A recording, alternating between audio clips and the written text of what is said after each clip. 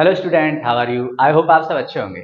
So we are going to start class 10th NCERT mathematics chapter 4 quadratic equation exercise 4.1। तो आइए start करते हैं। इसका हम बेसिक स्टडी कर चुके हैं और आज हमें मूव करना है इसके एक्सरसाइज पर।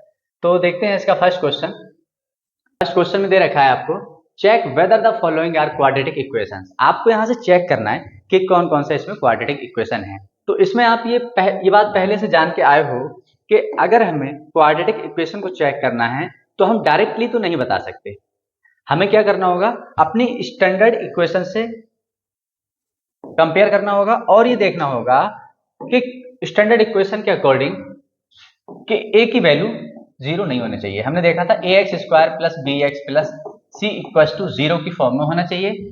इसमें ए बी सी आपके क्या हो सकते हैं, ए कोमा बी कोमा सी आपके रियल नंबर्स होंगे। और याद रखना था कि a is not equal to zero. b और c से कोई ज्यादा डिफरेंस क्रिएट नहीं होता है और वो क्वाड्रेटिक बना रहता है। तो अब हम देखते हैं इसको। एग्जाम्पल फर्स्ट का फर्स्ट पार्ट, इन्होंने कहा कि x प्लस 1 का होल स्क्वायर इक्वल होगा 2 टाइम्स ऑफ x माइनस 3। तो यहां पर अब आप a प्लस बी का होल स्क्वायर स्टडी करके आए हो क्लास 9th में। a प्लस बी का होल स्क्वायर क्या था आपका, A square plus B square plus 2ab। अगर हम इसको थोड़ा सा अच्छे से देखें तो ये इसको हम ऐसे भी रीड कर सकते हैं, फर्स्ट प्लस सेकंड टर्म का होल स्क्वायर क्या होता है, फर्स्ट टर्म का स्क्वायर प्लस सेकंड टर्म का square plus 2 times of first into second. तो यहाँ पर भी अगर हम कुछ ऐसा ही देखें तो यहाँ पर क्या होने वाला है, फर्स्ट टर्म का स्क्वायर प्लस सेकंड टर्म 1 का square plus 2 times of first and second term की मल्टीप्लाई इक्वल्स टू, इसकी अगर हम मल्टीप्लाई करके ओपन करें तो 2x माइनस 2 3 जा 6। तो यहां से हमने देखा कि आपका ये एक्स स्क्वायर प्लस 2x है, इस साइड लेके जाओगे या इसको इस साइड लेके आओगे ये कैंसिल आउट होगा। तो यहां से आपका बचता है 1 का स्क्वायर 1 माइनस का 6, इस साइड लेके आते हो प्लस का 6 इक्वल्स टू 0। तो यहां से आपको मिला x square plus 7 equals to 0। और ये एक क्वाड्रेटिक इक्वेशन है क्योंकि यहाँ पर एक्स स्क्वायर ए का कोफिशिएंट 1 है। हमारी रिक्वायरमेंट थी कि ए 0 नहीं होना चाहिए, हमारा बस एक ही प्रॉब्लम था, हमारा नहीं मतलब यहाँ पर क्वाड्रेटिक इक्वेशन का एक ही प्रॉब्लम था कि उसमें a is not equal to 0 होना चाहिए था। यहाँ पर भी कुछ ऐसा ही है कि यहाँ पर आपका कोएफिशिएंट ऑफ x 0 है, तो उसके लिए हम ऐसा भी लिख सकते हैं x square plus 0x plus 7 equal to 0। a 0 नहीं होना चाहिए और बस बाकी b या c से हमें कोई फर्क नहीं पड़ रहा है, मीन्स ये आपका क्वाड्रेटिक इक्वेशन है। अगर हम सेकेंड पार्ट को देखें सिमिलरली, तो सेकंड पार्ट में क्या दे रखा है आपको, x square minus 2x equals to minus 2 times of 3 minus x। अगर इसको ओपन हम करते हैं तो x square minus 2x equals to minus plus minus 2 3 जा 6 माइनस माइनस प्लस 2x। अब यहां से हम देखें तो लेफ्ट हैंड राइट हैंड में जो भी है आपका वो इधर लेके आ जाओ। लेफ्ट में x square minus 2x minus का 6 इधर लाओगे प्लस का, और प्लस का 2x इधर लाओगे तो माइनस इक्वल्स टू 0। तो यहां से आपको क्या मिला, एक्स स्क्वायर माइनस का 4x प्लस 6 इक्वल्स टू 0। और ये आपका रहा सेकेंड क्वाड्रेटिक इक्वेशन। ये भी आपका क्या है, एक क्वाड्रेटिक इक्वेशन है। सिमिलरली आपको थर्ड पार्ट देखना है तो स्पेस कम है, चलिए देखते हैं थर्ड पार्ट। इसमें x माइनस 2, इसके लिए हमें थोड़ा सा स्पेस बनाना होगा, तो चलिए इसको हम रफ कर रहे हैं और देखते हैं थर्ड पार्ट। थर्ड पार्ट में क्या है आपका, इस x के साथ पहले आप इस ब्रैकेट की मल्टीप्लाई करोगे, अगेन इस माइनस 2 के साथ फिर आपको इसकी मल्टीप्लाई करना है। तो हम कर रहे हैं एक्स स्क्वायर प्लस एक्स 1 जा x, माइनस के साथ करते हो तो माइनस का 2 प्लस माइनस माइनस 2 1 जा 2। Similar x square plus 3x minus 1 के साथ करते हो तो माइनस x और माइनस 3। एक्स स्क्वायर से एक्स स्क्वायर कैंसिल आउट, यहाँ पर आपके बचता है प्लस का 1 है माइनस का 2 मीन्स माइनस एक्स माइनस 2, इसको इधर लेके आ जाओ, प्लस का 3 माइनस का 1, तो कितना बच रहा है प्लस का 2x, इधर लेके आओगे तो माइनस का 2x, और माइनस का 3 इधर लेके आते हो तो प्लस 3 इक्वल्स टू 0। यहाँ पर आपका आता है माइनस 3 प्लस 1 इक्वल्स टू 0। और ये आपका क्वाड्रेटिक इक्वेशन नहीं है क्योंकि यहाँ पर जो क्वाड्रेटिक इक्वेशन जो बनाने वाला होता है एक्स स्क्वायर वो नहीं है। वो क्यों नहीं है, क्योंकि यहाँ पर एक्स स्क्वायर का कोफिशिएंट 0 हो चुका है। इसको आप इधर लेके आओगे माइनस प्लस का एक्स स्क्वायर माइनस का एक्स स्क्वायर, ये क्या होता है आपका 0 एक्स स्क्वायर। नंबर सेकंड में कहा गया है आपसे, represent the following situation in the form of quadratic equation. आपको यहाँ पर कुछ वर्ड्स प्रॉब्लम दे रखी हैं और इसको किस में रिप्रेजेंट करना है आपको, क्वाड्रेटिक इक्वेशन के फॉर्म में। तो आइए देखते हैं फर्स्ट। बहुत इजी होती है वर्ड प्रॉब्लम अगर आप इसको अच्छे से कंसंट्रेट कर लेते हो तब। तो देखते हैं, जितना ये बोलते हुए जा रहे हैं हम उतना करते हुए जाएंगे, ना हम उनसे आगे बढ़ने की कोशिश करेंगे और ना ज्यादा पीछे। तो हमारा जो वर्ड प्रॉब्लम होती है वो एक बार में बहुत इजीली हो जाती है। इन्होंने कहा the area of rectangular plot is, तो हम पहले एक रेक्टेंगुलर प्लॉट बना लें। इसका जो एरिया है वो इन्होंने कितना दे रखा है, 528 मीटर स्क्वायर। फिर इन्होंने बोला the length of plot in rupees is one more than twice its breadth. We need, sorry यहां पर रुपीज नहीं होगा, यहां मीटर होगा। यहां पर आपका प्लॉट बस होगा, ये रुपीज नहीं है। The length of the plot is one मोर, अगर हम लेंथ की बात करें तो यहां पर लेंथ और ब्रेथ हमें दोनों नहीं पता है, तो इन्होंने कहा length is one more than twice its breath. यहां पर दो चीजों का कंपैरिजन किया गया, एक लेंथ और एक ब्रेथ। तो लेंथ जो है वो ब्रेथ के बारे में है या ब्रेथ पे डिपेंड है, तो सबसे पहले हम ब्रेथ को ही लेट कर लेते हैं। Let breadth equals to x metre. अब यहां से लेंथ बनाना बहुत इजी हो जाएगा आपका, देखते हैं कैसे। इन्होंने कहा द लेंथ ऑफ प्लॉट, जो लेंथ है आपकी वन मोर देन है ट्वाइस इट्स ब्रेथ।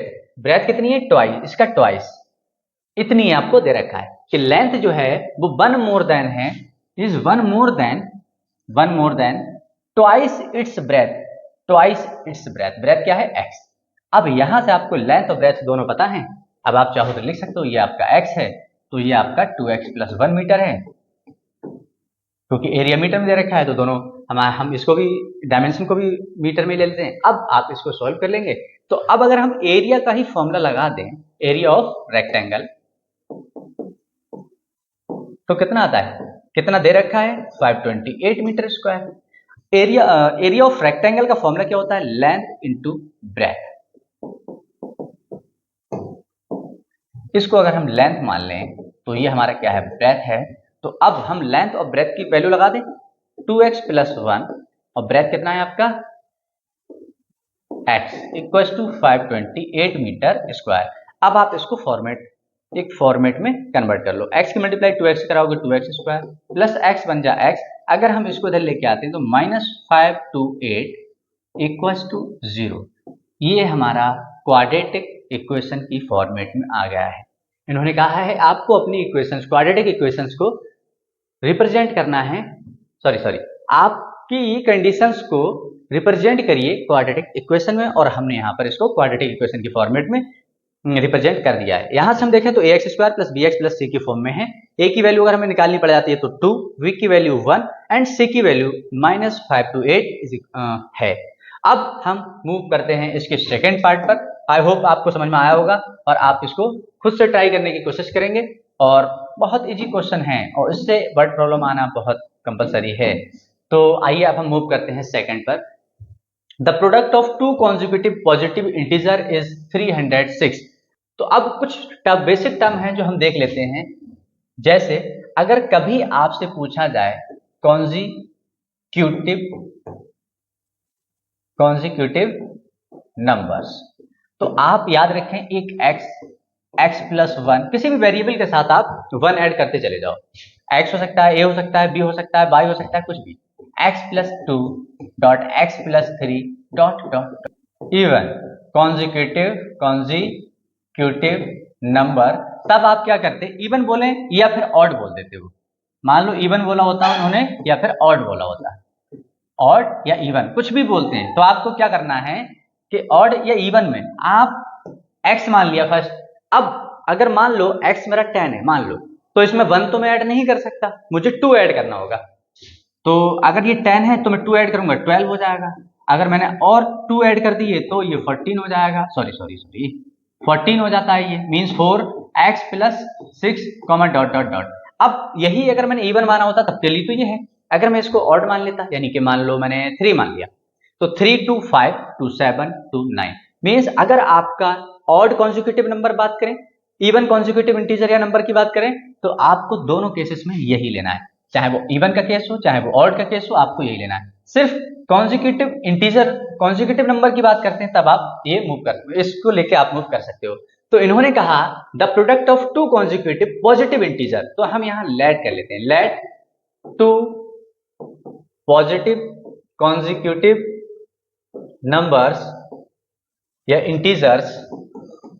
इंटीजर्स क्या होंगे हमारे, एक को हमने x कर लिया है, सिर्फ कॉन्जिक्यूटिव कहा है तो एक आपका x+1 होगा।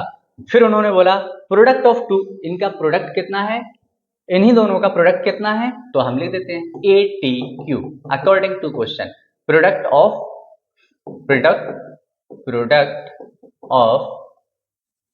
To consecutive integer equals to 306। अब यहां पर प्रोडक्ट आप करते हो दो कॉन्जिक्यूटिव का, तो एक x है, एक आपका x+1 है, इक्वल्स टू 306 हो गया। आप इसकी मल्टीप्लाई करा लो तो ये होता है आपका x² plus x equals to 306। अब आप इसको इक्वेशन के फॉर्मेट में लिख दो, -306 इक्वल्स टू 0। आप इस साइड लेके आते हो तो उस साइड आपका 0 बचता है। तो यहां से आपका सेकेंड पार्ट भी आपने सिचुएट कर दिया एक क्वाड्रेटिक इक्वेशन की फॉर्म में। बस इतना नॉर्मल सा आपको क्वेश्चंस पे अप्रोच करनी है और बहुत इजी से क्वेश्चन होते हैं। तो आइए मूव करते हैं इसके थर्ड पार्ट पर। थर्ड पार्ट में आपको गिवन है रोहन्स मदर एज, यहां पर आपकी वर्ड्स प्रॉब्लम आ गई, वो भी एज प्रॉब्लम है। Rohan's mother is 26 years older than him. The product of their ages 3 years from now will be 360. We should like to find Rohan's present age. तो यहां पर एक रोहन और एक उसकी मॉम की एज है। इन्होंने कहा Rohan's mother is 26 years old। Words problem आपने pair of linear equation in two variable में भी की हैं, तो वहां से और यहां में डिफरेंस होगा। तो आप देखेंगे क्या डिफरेंस है। Rohan's mother is 26 years older than him।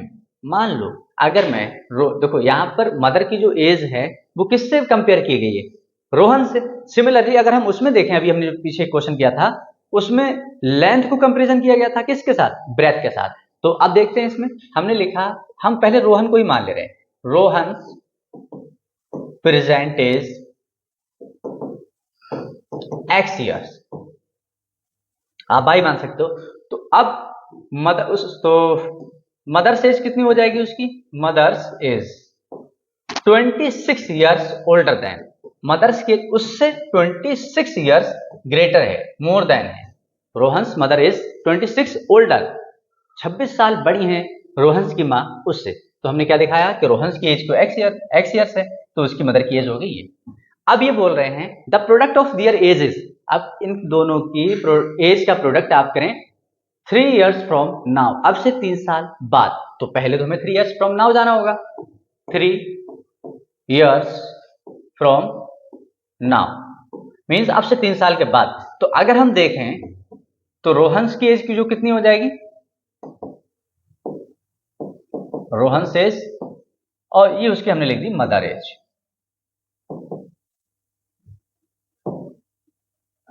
Rohan की एज हो जाएगी x+3 और उसकी मदर की एज हो जाएगी x+26, पहले से थी 3 आप और ऐड कर दोगे। फिर उन्होंने कहा द प्रोडक्ट, अगर हम इन्हीं दोनों का प्रोडक्ट करा दें विल बी 360, तब ये कितना हो जाता है 360 हो जाता है। अब आप इसको सॉल्व कर लो, आपका क्या बनता है x+3 into x+29 equals to 360। आप इसको सॉल्व करें तो इसकी मल्टीप्लाई कराओगे तो x² प्लस 29x, और इसकी आप भी कराते हो तो 3x प्लस 3 9 27 का 7 करी 2, 3 2 6 और 2 8 माइनस 360 इक्वल्स टू 0। अब आप इसको सॉल्व कर लो तो ये आपका x² आता है और ये आपका हो गया 32x, और यहाँ से आपका कितना आता है, अगर आप इसमें से माइनस करते हो तो 10 - 7 आपका बचता है 3, यहाँ बचा 5 15 8 7, यहाँ बचता है 2 इक्वल्स टू 0। तो ये आपका आता है थर्ड पार्ट का सॉल्यूशन, जो एक क्वाड्रेटिक इक्वेशन की फॉर्मेट में है। तो अब हम मूव करते हैं। A train travels a distance of 480 km at a uniform speed If the speed had been 8 km per hour less, then it would have taken 3 hours more to cover the same distance. We need to find the speed of the train. अब यहाँ से हमें देखना है, हमें सिर्फ यहाँ पर अभी इन वर्ड प्रॉब्लम को सॉल्व नहीं करना है, हमें सिर्फ क्या करना है कि क्वाड्रेटिक इक्वेशन की फॉर्म में रिप्रेजेंट करना है। तो अगर हम यहाँ से देखें, अ train travel a distance of 480 kilometre, कितना डिस्टेंस कवर कर रही है, हमने यहाँ लिखा डिस्टेंस कितनी हम कवर कर रहे हैं, 480 किलोमीटर, ठीक है, एट अ यूनिफॉर्म स्पीड। अब स्पीड हमें नहीं पता है। If the speed had been 8 kilometre पर आवर लेस, अब दूसरी एक और ट्रेन है या फिर उसी ट्रेन की हम 8 किलोमीटर पर आवर की स्पीड कम कर देते हैं, मतलब हमें अभी स्पीड नहीं पता है और उसमें से हम 8 को और माइनस करना है, then it would have taken 3 hours more, तब वही ट्रेन 3 घंटे एक्स्ट्रा ले लेगी आपसे वो डिस्टेंस, उसी डिस्टेंस को कवर करने में। We need to find the speed of the train, ठीक है। तो देखते हैं, तो हमने सबसे पहले यहाँ पर लेट कर लिया कि स्पीड ऑफ ट्रेन जो हमारी है वो कितना है, x किलोमीटर पर आवर है। तो अगर हम यहां से टाइम निकालें तो t1 हम देख लेते हैं, क्योंकि हमें सेकेंड वाले के भी लिए बात करना है। हमने एक फॉर्मूला पढ़ा था, speed equals to distance upon time. अगर हम टाइम को इधर लेके आते हैं तो डिवाइड में है, इधर आके मल्टीप्लाई में, और इधर जो मल्टीप्लाई की चीज होती है वो अपॉन में चली जाती है। मीन्स यहां से अगर हम t1 निकालें तो डिस्टेंस कितना है, 480 किलोमीटर, अपॉन स्पीड कितनी है, x किलोमीटर पर आवर। किलोमीटर से किलोमीटर कैंसिल आउट, r ऊपर पहुंच जाएगा, आपका टाइम का वो निकल के आ चुका है। तो इक्वेशन हम इसको 1 लेट कर लेते हैं। स्पीड ऑफ अनदर ट्रेन, अब यहां पर उन्होंने कहा स्पीड ऑफ अनदर ट्रेन, हम दूसरी ट्रेन ही मान ले रहे हैं। अनदर ट्रेन कितनी है, x, अगर उसकी x तो इसकी 8 कम है, मीन्स x माइनस 8 किलोमीटर पर आवर है। तो अब आपको क्या देखना है, अगेन आपको स्पीड पता है, डिस्टेंस आपकी सेम है, तो आप फिर टाइम निकाल सकते हो जो टाइम 2 होगा। मीन्स डिस्टेंस आपका 480, टाइम आपका सॉरी स्पीड कितनी है आपकी, x माइनस 8 किलोमीटर पर आवर। तो ये आपका आ गया, और यहां से अगर हम निकालें तो यहां से सिर्फ बचता है आपका r, और यहां से अगर बात करते हो तब भी आपका r निकल के आता है। इक्वेशन नंबर ये आपकी 2 है। अब इन्होंने कहा है we need find the train would have taken 3 hours more. अब ये दोनों प्रोसेस में 3 आवर का चेंज आ रहा है। मीन्स अगर थोड़ा सा ध्यान से देखें तो इस ट्रेन की स्पीड ज्यादा है, इसमें 8 कम है। यहां देखते हैं, अगर किसी की स्पीड ज्यादा है, स्पीड इंक्रीज होगी तो उसका जो टाइम होगा वो क्या होगा, उस जर्नी का टाइम डिक्रीज हो जाएगा। सिमिलर अगर स्पीड कम होती है तो टाइम इंक्रीज हो जाएगा। मीन्स इसकी स्पीड कम है तो टाइम ज्यादा लेगी। मीन्स अगर यहां से हम अकॉर्डिंग टू क्वेश्चन की बात करें तो अकॉर्डिंग टू क्वेश्चन क्या होता है, देखिए कि A T Q T2 minus T1, इन दोनों का डिफरेंस 3 आर आ रहा है। अरे भाई सिंपल सा है, जो सेकेंड ट्रेन है वो स्लो चल रही है, उसका टाइम ज्यादा लगने वाला है। ट्रेन 1 है, उसकी स्पीड ज्यादा है, उसमें कम लगने वाला है। तो अगर मान लो इसने 10 आवर्स लिए हैं तो ये सिर्फ 7 आवर ले रहा है। इन्होंने डिफरेंस दे रखा है। अब आप T2 और T1 की वैल्यू लगा दो तो और आपका आंसर आ चुका है 480 upon x minus 8, x minus 8 minus second क्या है आपका 480 upon x equals to 3। Solve करेंगे अगर हम यहां से, तो यहां से एलसीएम ले लें आप इसका x और x माइनस 8। अब नेक्स्ट एक्सरसाइज में भी आपको इसके इस टाइप के कुछ क्वेश्चंस होंगे, वहां आपको सिर्फ क्वाड्रेटिक इक्वेशन नहीं बनाना है, आपको पूरा सॉल्व करना होगा। तो यहां से आपका आ गया 480x, क्रॉस मल्टीप्लाई करते हैं तो माइनस 480 की मल्टीप्लाई आप कर दोगे x माइनस 8 से इक्वल्स टू आपका 3। तो अब अगर हम यहां से इन दोनों में से 480 को कॉमन ले लें, हमारे पास क्या बच रहा है x माइनस 8, इसको हम उस साइड लेके जा रहे हैं, 3 times of x into x minus 8। अगर इस 3 से हम इसको कट कर दें तो 3 बन जाए 3 6 जाए 18 और 0 आपका ऐसे ही रहा। तो यहां से आपका आया 160, इसको ओपन करो, x minus x plus 8 equals to इतना, इधर कितना हुआ आपका x स्क्वायर माइनस 8x, और यहां से आपका क्या होने वाला है, ये कैंसिल आउट और इसकी मल्टीप्लाई करेंगे आप तो 8 6 48 का 8 कैरी 4 और 8 बन जाए 8 4 12। Equals to x square minus 8x। अगर हम इसको उस साइड ले जाएं तो x square minus 8x minus 1280 equals to 0। और जो हमारा किसकी फॉर्मेट में है, क्वाड्रेटिक इक्वेशन की फॉर्म में है, जिसमें एनसीईआरटी ने हमसे फॉर्म कराने की कोशिश की थी। तो इसी के साथ हमारी एक्सरसाइज 4.1 फिनिश होता है। अब हम मूव करते हैं, अब हम देखते हैं नेक्स्ट वीडियो में 4.2 का इंट्रोडक्शन। और इसी के साथ अगर आपको वीडियो अच्छी लगी हो तो please like share and subscribe करें, बेल आइकन को प्रेस करना ना भूलें, जिससे कि हर एक न्यू वीडियो का नोटिफिकेशन आप तक सबसे पहले पहुंचे। So thank you.